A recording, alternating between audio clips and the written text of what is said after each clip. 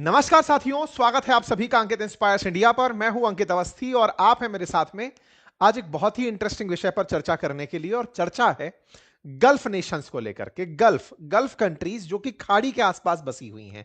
खाड़ियां, एक पर्शियन खाड़ी है और एक तरफ रेड सी है। इन दोनों के बीच में बसा हुआ ये पूरा पूरा क्षेत्र जिसे आप मिडिल ईस्ट के नाम से जानते हैं, और इस पर्शियन गल्फ के आसपास बसे हुए देश जिन्हें खाड़ी देशों के नाम से जानते हैं, उनके लिए ये साल काफी जबरदस्त दिलचस्प रहा है। चाहे शुरुआती तौर पर देखा जाए तो इजराइल का लेबनान से झगड़ना रहा हो, इजराइल का गाजा से लड़ना रहा हो, इजराइल का ईरान से लड़ना झगड़ना रहा हो, अमेरिका का सीरिया में बम फोड़ना रहा हो, इजराइल का सीरिया से झगड़ना रहा हो, सब लगभग आपस में मूड फुटव्वल में लगे हुए हैं। इसी बीच में यमन से निकलकर इजराइल की तरफ जाते हुए बमगोले भी आपने खूब सुने हैं। ताजा ताजा अपडेट जो है वो ये कि ये एक देश यहां पर आपको दिख रहा है, नाम है जिसका यूएई, और ये देश झगड़ लिया है अपने पड़ोसी देश सऊदी अरब के साथ में। ये जो आपको सबसे बड़ा देश इस क्षेत्र का दिखता है, सऊदी अरब, जो कि पर्शियन गल्फ से लेकर के लाल सागर तक फैला हुआ है, इन दोनों देशों के बीच में साल के अंत होते होते झगड़ा हो गया है। अब ये दोनों ब्रादरली कंट्री जो हैं, ये आपस में क्यों झगड़े, आज के केस में हम यही चर्चा करने वाले हैं। क्योंकि मुस्लिम ब्रदरहुड की ये लोग अपनी तरफ से कस्में खाया करते थे कि हम लोग तो एकदम साथ हैं, जीसीसी के अंदर एक साथ साथ हैं, दुनिया के लिए हम एकदम मुस्तैद तरीके से खड़े हैं। हमारा इंटरेस्ट इन सबसे ऊपर इस बात को लेकर है कि अगर ये झगड़ लिए तो इसका असर किस पर पड़ेगा। मैं ये जब बात बोल रहा हूं असर किस पर पड़ेगा, इसके पीछे का लॉजिक जान लीजिए। असल मायने में सऊदी अरब ने हाल ही में पाकिस्तान के साथ में एक टाई अप किया हुआ है, और वो टाई अप ये है कि सऊदी अगर युद्ध में जाता है तो पाकिस्तान उसके साथ रहेगा, और पाकिस्तान युद्ध में जाता है तो सऊदी उसके साथ रहेगा। ऐसे में क्या पाकिस्तान सऊदी के साथ जाते जाते यूएई के साथ दुश्मनी मोल ले लेगा? ऐसा मैं क्यों कह रहा हूं? आज से 2 दिन पहले ही यूएई के जो राष्ट्रपति हैं, ये पाकिस्तान गए थे और इनको $1 बिलियन का लोन दिया है। कहे कि अकाउंट में डाल के रखो, जरूरत पड़े तो ले लेना। यहां पर यूएई की तरफ से पाकिस्तान के अंदर जिस तरह का इन्वेस्टमेंट है, और तो और पाकिस्तानी जितना भर भर के दुबई के अंदर डले हुए हैं, उन सब के हालात क्या होंगे अगर ये लोग आपस में झगड़ लिए। बड़ा ही विचित्र है। कौन किसका सगा है पता नहीं। अब तक केवल जो पता था वो ये कि शिया मुसलमानों के लिए ईरान है और सुन्नी के लिए सऊदी है। लेकिन सुन्नी मुसलमानों में भी सुन्नियों के दो दोस्त आपस में, सऊदी और यूएई, अगर ये भी लड़ लेंगे तो ये तो एक बहुत बड़ी खबर बन जाएगा। और लड़ेंगे ही नहीं भाई, सब गोला बारूद चला देंगे। जो ये तस्वीर आप उठती देख रहे हैं, ये यूएई के ही विमानों, ये यूएई के ही असलहे पर, हथियारों पर सऊदी की तरफ से चलाए गए वेपन्स हैं। अक्सर ये क्लेम इनके ऊपर आया करता था। ये हालांकि अभी गए हुए हैं अमेरिका, और वहां जाकर के ईरान में आग बरपाए हुए हैं। ईरान का सेशन अभी हम लेकर आएंगे बातें बाजार की, पर आज वहां पर भी एक विचित्र घटना चल रही है। ईरान कह रहा है हम कुछ और बड़ा कर देंगे, अब तुम लोग मान नहीं रहे हो, क्योंकि ये वहां पहुंच गए हैं और ये फिर से ईरान के लिए चाबी वहां टाइट करवा रहे हैं। इनका अपना अलग चल रहा है। खैर, पूरा की पूरा मिडिल ईस्ट अपने आप में एक चर्चा का विषय बना हुआ है। तस्वीरें जो आपके सामने आपको दिखाई दे रही हैं आग लगती हुई, ये उन वाहनों में लगी हुई आग है, ये उन सैन्य उपकरण के साजो सामान में लगी हुई आग है जिसकी चर्चा आज आप और हम कर रहे हैं। अब सवाल यह है, सर कहां झगड़ लिए? बैटलफील्ड क्या था? आपस में लड़ लिए क्या? नहीं साहब, बैटलफील्ड चुना किसी तीसरे को, और वो नाम है यमन का। यमन में आप लोगों ने हूतियों और हदियों के बारे में सुना होगा। आपसे कई बार हमने एक जिक्र किया है, और वो ये कि ईरान समर्थन देता है हूतियों को और हदियों को समर्थन प्राप्त है सऊदी का। इस तरह से यमन में दो बड़े ग्रुप हैं जो काम कर रहे हैं। लेकिन आज आपको हम बताएंगे यहां दो नहीं, 4 ग्रुप हैं। मतलब हूतिये तो एकदम फिक्स हैं जो ईरान के साथ जुड़े हुए हैं, लेकिन जो हदिये हैं यानी कि जो सुन्नी मुसलमान हैं यमन के, वो 2 ग्रुपों में बटे हुए हैं, जिनमें एक ग्रुप सऊदी समर्थित है और एक ग्रुप यूएई समर्थित है। आज कलेश उन्हीं के बीच का है। कलेश ऐसा कि कई गाड़ियां जो एक साथ बहुत सारा वेपन लेकर जा रही थी, उनको उड़ा दिया गया। यानी प्रिंस सलमान ने अपने पड़ोसी जो यूएई के जो राष्ट्राध्यक्ष हैं, उनके साथ अपनी दोस्ती को भुला दिया। हेडलाइन बनकर के आती है कि सऊदी अरब ने स्ट्राइक कर दिया है यूएई बैक्ड फैक्शन पर, जो कि यमन में है। आज की सुर्खी में यूएई ने किस प्रकार से क्या प्रतिक्रिया दी, हम आज के सेशन में आपके साथ डिस्कस करेंगे। और अल्टीमेटली ये वही वाली बात, जावेद जाफरी वाली लाइन धमाल मूवी के अंदर, मेरा क्या होगा। ऐसा मुंह निकाले हुए पाकिस्तानी हमें समझ में आते हैं, क्योंकि इनकी जो मित्रता है ये मित्रता इनके साथ कर रहे हैं, लेकिन नौकरी करने के लिए यूएई जा रहे हैं। इनका क्या होगा, जिक्र होगा। साथियों, होपफुली आप में से आधे से ज्यादा लोग इस वीडियो को अगले साल में देखें, यानी 2026 में देखें। आपको पहले ही 2026 की बहुत सारी शुभकामनाएं। 2026 की सुबह सुबह यानी कि शुरुआत में कल आप लोगों के साथ नव वर्ष के अवसर पर नए रेजोल्यूशंस के लिए एक संवाद रखा जाएगा। इसी YouTube चैनल पर रविवार वार्ता की तर्ज पर इस बार न्यू ईयर पर संवाद होगा, आप उसमें जरूर हाजिर होइएगा। साथ ही साथ में न्यू ईयर से पहले इस ईयर एंड का एक सेल चल रहा है। अगर आप में से कोई भी साथी हमारे अपनी पाठशाला एप्लीकेशन या बातें बाजार के एप्लीकेशन से कोर्सेज लेना चाहते हैं, तो आज आखिरी दिन है हमारे कोर्सेज का 50% ऑफ का। अगर आप चाहते हैं तो उस ऑफर का लाभ ले लीजिए। अपनी पाठशाला पर चाहे आरएएस, बीपीएससी, यूपीपीसीएस या जितने भी जीएस फाउंडेशन हमारे नोट्स, उन सभी पर फ्लैट 50% ऑफ चल रहा है। ऐसे ही बातें बाजार की के भी हमारे जितने कोर्सेज हैं एप्लीकेशन पर, उन सब पर कोर्सेज में ऑफ चल रहा है। किसी भी प्रकार की असुविधा के लिए आप हमारी टीम को कॉल कर सकते हैं। आइए कहानी को विस्तार से आगे लिए चलते हैं। संयुक्त अरब अमीरात की बात हो रही है। कहा जा रहा है कि ये यमन से अपनी सेना को वापस बुलाने का फैसला कर लिया है। सवाल है, हुआ क्या था, फैसला किस बात पर हो रहा है? तो असल में थोड़ा सा आपको यमन को समझना पड़ेगा। यमन को समझते हैं आपने और हमने कुछ दिनों पहले भी समझा था, जब यमन से निकल करके हूतियों ने ईरान के समर्थन में इजराइल की तरफ से आ रहे जहाजों को पानी से आने से रोक दिया था। मैं थोड़ा सा लोकेशन आपको समझाना चाहूं तो यहां पर जो ये पानी आप देख रहे हैं, दैट इज अरब सागर। अरब सागर के पूर्व में लगा हुआ है भारत। भारत से अगर किसी को मेडिटेरेनियन सी जाना है तो उसके लिए जो सबसे उपयुक्त रास्ता है वो यही है कि साहब अरब सागर से निकलो, गल्फ ऑफ आदेन से होते हुए बाबे मंडल स्ट्रेट को पार करो, लाल सागर को पार करो और लाल सागर को पार करते हुए स्वेज कैनाल के थ्रू होते हुए मेडिटेरेनियन सी में पहुंच जाओ। ये हमारे बीच का एक रास्ता बना हुआ है। दुनिया का बहुत सारा ट्रेड जो कि यूरोपियन कंट्रीज से होकर के मिडिल ईस्ट के लिए होता हो, इंडिया के लिए होता हो और आसियान कंट्रीज के लिए होता हो, वो सामान्यतया यही रूट फॉलो करता है। लेकिन जब कुछ दिनों पहले ईरान इजराइल आपस में लड़ रहे थे तो आपने सुना होगा कि यहां से हूतियों ने इस कोने में बैठ करके, हूतिये यानी कि शिया मुसलमान जो यहां पर हूती के नाम से जाने जाते हैं, उन्होंने इस एरिया में बाबे मंडल जो स्ट्रेट है वहां पर जा रहे जहाजों पर खूब सारे बम गोले बरसाए थे, जिससे पूरी तरह ट्रेड बाधित हो गया था। तब आप और हमारे बीच में यमन सुर्खी में आया था। चर्चा यह भी निकली थी कि यमन से भी गोले चलाए गए थे इजराइल को टारगेट करते हुए। हमने उस पर भी कई सेशंस किए। हमने कई सेशन इस पे भी किए कि अमेरिका ने उन जहाजों पर हुए हमले का बदला लेने के लिए यमन में स्ट्राइक करी थी। हमने वो सेशंस भी आप सबसे डिस्कस किए थे। कुल मिलाकर के यमन पर हमले हमने आपसे कई बार डिस्कस किए हैं। आज थोड़ा यमन के आगे की पॉलिटिक्स के बारे में भी डिस्कस करते हैं। असल मायने में यमन के अंदर जिस प्रकार की सरकार है उसे आप इस मैप से समझ सकते हैं। देखिए यहां पर यमन का पूरा कंप्लीट मैप लगाया हुआ है। इस मैप में आपको डिफरेंट डिफरेंट कलर्स से यहां के अलग अलग फैक्शन समझ में आ जाएंगे। मई 2025 तक का कुछ मैप ऐसा था जिस पर अभी फिलहाल हम फोकस इसलिए नहीं करेंगे क्योंकि अब ये बदल चुका है। बदल चुका है मतलब मैप नहीं बदला है, यहां पर प्रभाव क्षेत्र बदल चुका है। ये जो आप कॉर्नर बना हुआ देख रहे हैं, इस कॉर्नर पर कंट्रोल है जिसकी राजधानी सना है। यहां पर जो कंट्रोल है ये है हूती विद्रोहियों का। हूती जो कि यहां की 35% आबादी है यमन की, जो कि शिया मुसलमान है, और ये इस पूरे फैक्शन पर कंट्रोल करके बैठे हैं जो लाल सागर के अंदर चेहरा किए बैठा है। ठीक है, यमन का लगभग 1/3 हिस्सा इनके कंट्रोल में है।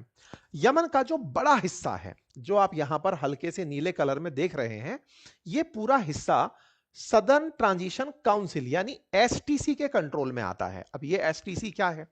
एसटीसी असल मायने में यूएई यानी संयुक्त अरब अमीरात, दुबई वाले, अबू धाबी वाले, उनके समर्थन से सुन्नी मुसलमानों का एक समूह है। ये यहां पर नियंत्रण बहुत बड़े हिस्से पर करता है। इन्हीं के नियंत्रण में यहां पर एक शहर है जिसका नाम है अदन। इसी के चलते इस खाड़ी को अदन की खाड़ी कहा जाता है। अदन में तेल के भंडार हैं और बहुत सारी मात्रा में यहां पर तट पर तेल के और भी ऑप्शंस तलाशे जा रहे हैं। अदन की जो लोकेशन है वो इतनी स्ट्रेटेजिकल है कि अगर इस देश में शांति हो तो अदन आने वाले समय के लिए बहुत से देशों की चुनौती बन सकता है, क्योंकि जितने भी जहाज यहां से निकले वो अदन में ही लंगर डालकर खड़े होने लगे। ये पोर्ट ऑफ कॉल के रूप में विकसित किया जा सकता है, लेकिन पोर्ट ऑफ कॉल का बनना ही कौन दे? यहां पर अशांति असल मायने में इन सारे गल्फ देशों की चालाकी है कि यमन में शांति नहीं होनी चाहिए।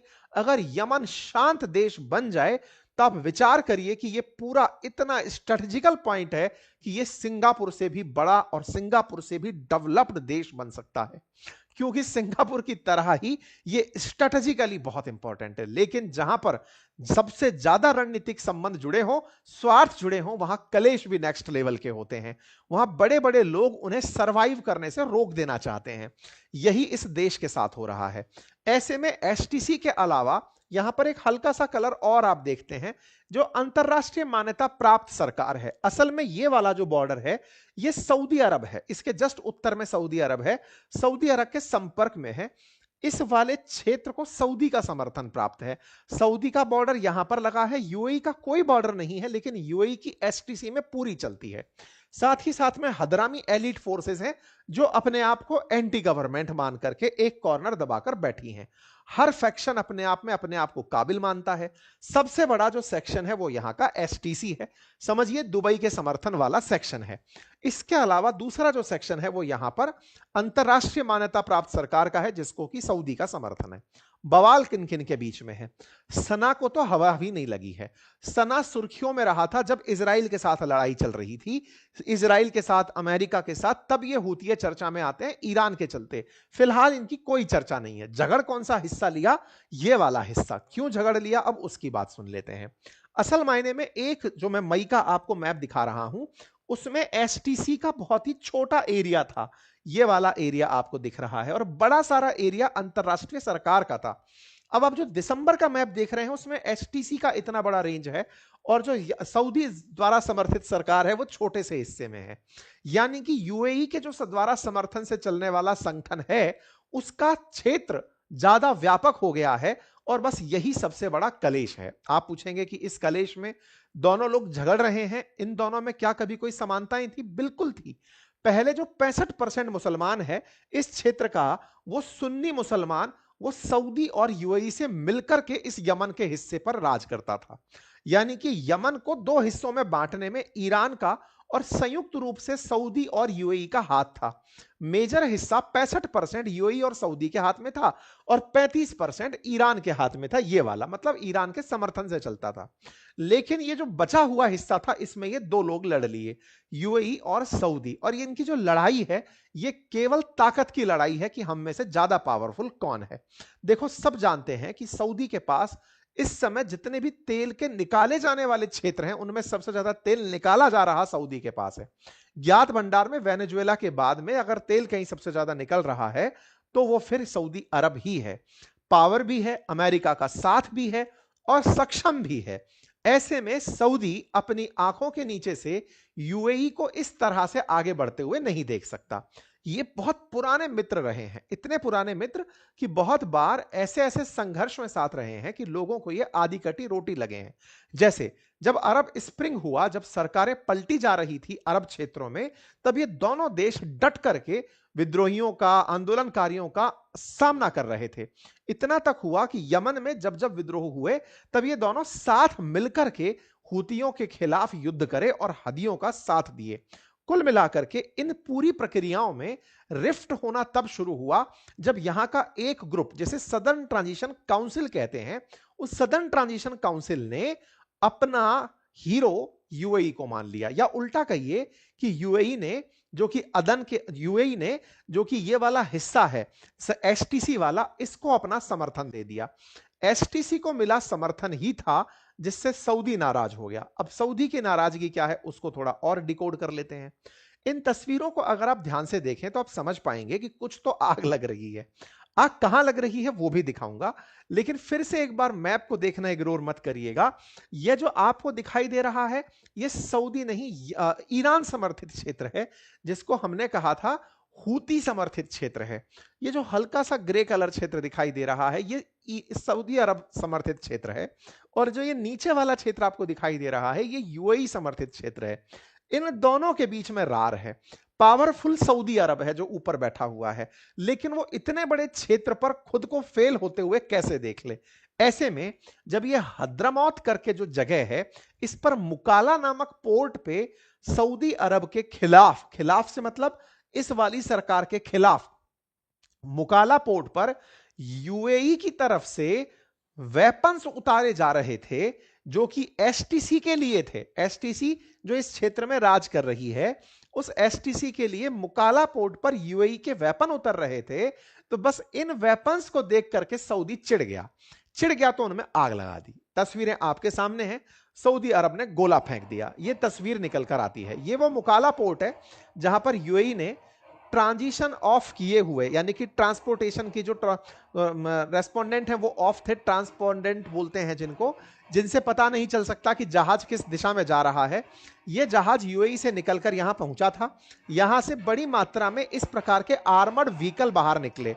ये आर्मर्ड व्हीकल वो थे जिनमें बड़ी मात्रा में गोला बारूद मौजूद था। आर्मर्ड व्हीकल निकलकर एसटीसी के लिए भेजे जा रहे थे।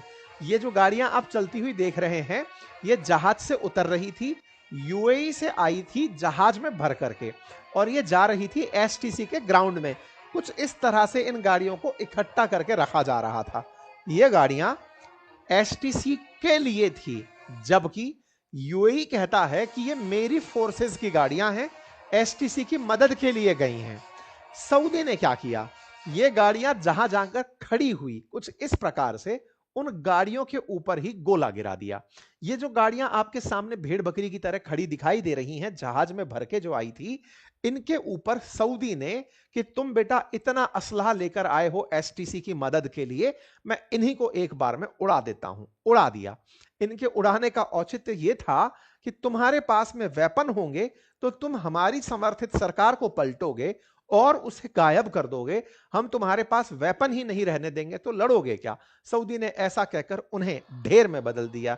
ये जो तस्वीरें आप देख रहे हैं, यहां पर आपको आर्मर्ड व्हीकल्स दिखाई दे रहे हैं, आग लगी हुई गाड़ियां दिखाई दे रही हैं, ये सऊदी के द्वारा पलटी हुई गाड़ियां हैं जो मुकाला पोर्ट पर हुई बमबारी के अंदर बर्बाद थी। इनका कहना था कि जहाजों के ट्रांसपोर्ट सिस्टम बंद थे, ट्रैकिंग सिस्टम बंद थे, जिससे यह डाउट हो गया था कि इनमें वेपन जा रहा है और ये यूएई भेज रहा है एसटीसी के लिए, और एसटीसी जो अलगाववादी ग्रुप है जो सरकार को स्थिर नहीं रहने देना चाहता, उसको हम नहीं रहने देंगे। बस यही कारण है कि हमने मुकाला पोर्ट पर गोले बरसा दिए। अब आपको सोचने वाली बात है कि भाई ऐसे कोई भी देश, सऊदी निकलकर यूएई की गाड़ियों को बर्बाद कर दे रहा है, यूएई के वेपन फोड़ दे रहा है, क्या यूएई को इस पर गुस्सा नहीं आया होगा? बिल्कुल आया होगा। लेकिन बड़ा इंटरेस्टिंग वाकया हुआ। क्या? सऊदी एक तरफ गोला फोड़ता है, दूसरी तरफ कहता है हमारा ब्रदरली नेशन ऐसा कर रहा है। हर जगह वो यूएई को अपना ब्रदरली नेशन करके आंसर करता है। हमारा brotherly UAE pursuing Southern Transition Council forces to conduct military operation on southern border of Kingdom in Governorate the Hadramaut and Al Mahara। ये कहना चाहते हैं कि जो हमारा भ्राता है, ब्रादर है, वो ब्रादर एसटीसी की मदद कर रहा है जो सरकार को उखाड़ फेंकने के बारे में प्लान कर रहा है। ऐसे में हमने उसको उखाड़ दिया है। यहां पर बार बार ब्रादर ब्रादर बोल करके ब्रादरली यूएई के करके उनके गोले फोड़ डाले। यूएई ने हालांकि इनकार किया, कहा कि ये हथियार हमने किसी को दिए नहीं थे, ये हमारी ही फोर्सेस के लिए थे, हमारे सैन्य वाहन थे और हम अपने वाहनों को वहां पर लेकर गए थे। यूएई की तरफ से स्पष्टीकरण आया। क्या यूएई इस बात पर आग बबूला हुआ? आंसर है नहीं। यूएई बड़ा ही स्मार्ट है। ये वो वाला देश है जो समझता है कि युद्ध करने से पैसा बर्बाद होता है। इसे तो असल मायने में अपने पोर्ट्स को डेवलप करना है। जिस तरह से अल जलेब पोर्ट इनका चल रहा है, यूएई चाहता ही नहीं है कि अदन का भी डेवलप हो, यूएई चाहता ही नहीं है कि सना में कोई विकास हो, सारा की सारा ट्रांसपोर्टेशन वाया दुबई हो। यही यूएई की चाहत है। वो युद्ध में उलझना ही नहीं चाहता, वो तो बस इन्हें स्थिर नहीं होने देना चाहता। ऐसे में सऊदी के द्वारा जैसे ही प्रतिक्रिया आई, यूएई ने कहा हम तो कुछ कर ही नहीं रहे थे, आपको बुरा लगा, हम आगे नहीं करेंगे। ऐसा करके यूएई खट से पीछे हट गया। यानी कि यूएई ने यमन के साथ चल रही डिफेंस डील रद्द कर दी। एक आसान भाषा में जवाब दिया जाए तो सऊदी यूएई को यहां पर डांट कर चुप कराने में कामयाब हुआ। लेकिन क्या वाकई में यूएई ने ऐसा करके समझदारी की या फिर वो अपना प्रभाव खो दिया? आंसर है, देखिए, कुल जमा अर्थ तो सारा एसटीसी के पास में है। एसटीसी तक वेपन वो किसी और तरीके से भी पहुंचा देगा, लेकिन अगर वो युद्ध में उलझ गया सऊदी के साथ में तो अपना बहुत सारा नुकसान करा लेगा। वो अपना बहुत सारा नुकसान नहीं चाहता। अस्थिरता करने के लिए वो इनडायरेक्टली वेपन भेजता रहेगा और यहां पर अस्थिरता पनपाता रहेगा। यमन सेपरेटिस्ट ग्रुप ने, जिसने हाल ही में पूरे सदर्न क्षेत्र पर कंट्रोल स्थापित कर लिया है, ये एसटीसी आने वाले टाइम में सऊदी समर्थित सरकार को टिकने भी नहीं देगी। और इसी के चलते यूएई चुप मार करके पीछे हट गया कि ठीक है, हम पीछे हैं, हद्रामौत में आपने हमला किया, मुकाला में हमें बर्दाश्त है, सब ठीक है। कुल मिलाकर शांति ही शांति देखने को मिली। क्या यह शांति परमानेंट होगी? ये तो आने वाला समय बताएगा, क्योंकि जिस तरह से अंतरराष्ट्रीय स्तर पर यूएई से प्रतिक्रिया की उम्मीद की जा रही है, कुछ आप जैसे और हम जैसे लोग बार बार यूएई से अगर यही पूछते रहे कि क्या यार तुम पिट के चुप बैठ गए, ये वाली वो बातें हैं जो हो सकता है इन्हें भड़का दें। आप कहेंगे नहीं सर, भड़केंगे नहीं। भड़केंगे नहीं तो लड़ क्यों लिए? हमसे थोड़ी पूछे थे गोला चलाने के लिए, लेकिन चला दिए। कोई तो भड़काया ही होगा ना कि यूएई सर आपके खिलाफ इस तरह की काम कर रहा है। इसका मतलब बीज तो बोया जा चुका है। अगर ये बीज बुआ है तो इसके फिर मायने भी होंगे। मायने क्या होंगे? सऊदी और यूएई अगर आपस में झगड़ते हैं तो इससे अस्थिरता का माहौल बनेगा। हमको क्या, हमको केवल इतना कि गल्फ से तेल बाहर आते रहना चाहिए, क्योंकि ये झगड़ते हैं तो तेल महंगा होने लगता है, झगड़ना नहीं है। खैर जो भी है, हमारा तो असल इंटरेस्ट इस बात पर है पाकिस्तानी किस तरफ से बात करेंगे। एक तरफ सऊदी के साथ रहकर डिफेंस डील की बात करते हैं और यूएई के अंदर रह करके उनसे मदद लेते हैं। ऐसे में सबके स्टैंड क्या होंगे? कतर जो सबका पंच है, वो सबको फिर से शांति की दरखास्त कर रहा है कि शांत रहिए। यूएई अपनी तरफ से स्पष्टीकरण दे रहा है। पाकिस्तान ऑल इज वेल कह रहा है, क्योंकि इसे पता है कि अगर एक तरफ से भी इसने किसी का साथ दिया, ये दूसरी तरफ से बजा दिया जाएगा। क्योंकि हाल ही में यूएई ने इन्हें $1 बिलियन का, क्योंकि हर बार ये पक्षी मरवाने के लिए बुलवाते हैं, इस बार भी जब ये पहुंचे थे ऑफिशियल विजिट पर यूएई के प्रेसिडेंट, तो इनको $1 बिलियन के आसपास का डिपॉजिट देकर चले आए कि तुम इसे यूज करते रहना मान करके।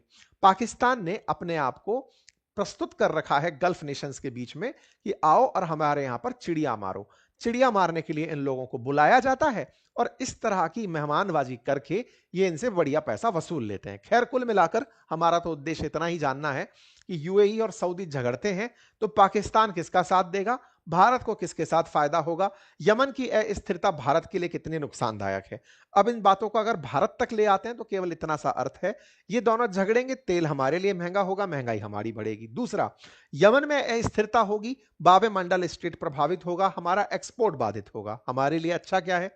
हमारे लिए अच्छा है सर्वे भवन्तु सुखीन, सर्वे भवन्तु निरामया, सब शांति से रहो, क्योंकि यहां आई हुई अशांति भारत के लिए भी नुकसान का सौदा बनती है। ठीक है साहब, फिलहाल के लिए इतना ही। आप लोग इस विषय पर क्या सोचते हैं? अपनी राय जरूर कमेंट बॉक्स में दीजिएगा। चैनल पर नए हैं तो सब्सक्राइब कर लीजिए। और हां, फिर से मैं याद दिला दूं, ईयर एंड सेल चल रही है हमारे एप्लीकेशंस बातें बाजार की और अपनी पाठशाला पर। जाकर कोर्सेज का लाभ ले लीजिए। आज आखिरी दिन है, पहले ही नव वर्ष की आपको बहुत सारी शुभकामनाएं। कल सुबह आपके साथ एक बार नव वर्ष पर रविवार वार्ता की तरह एक वार्ता रखी जाएगी, जिसमें हम न्यू ईयर के रेजोल्यूशंस को लेकर बात करेंगे। आप और हम क्या मिलकर कुछ नया करने जा रहे हैं, हमारे वो प्लान आपसे डिस्कस होंगे। हमारे फ्यूचर को लेकर विजन क्या है वो हम बताएंगे, और 2025 में हमने क्या पाया वो आपके साथ साझा करेंगे। फिलहाल के लिए इतना ही। बहुत बहुत धन्यवाद।